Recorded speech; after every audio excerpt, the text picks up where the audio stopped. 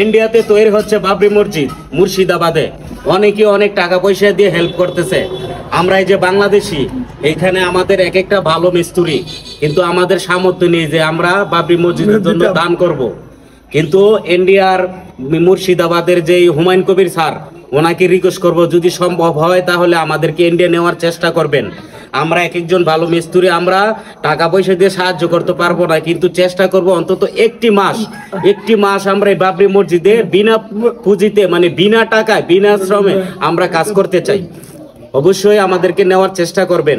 আমরা কোনো টাকা পয়সা লাগবে না, অন্তত একটি মাস আমরা কাজ করব, ওই জায়গায় কাজ করতে চাই, এই মসজিদে অংশগ্রহণ করতে চাই। হ্যাঁ, কারণ আমরা কোনো টাকা পয়সা আমাদের কোনো দরকার নাই, কিন্তু আমরা যে ওই মসজিদে কিছু টাকা দিয়ে সাহায্য করবো সেই তৌফিক নাই, সেই জন্য আমরা কাজ করতে চাই, আমরা কাজ করব।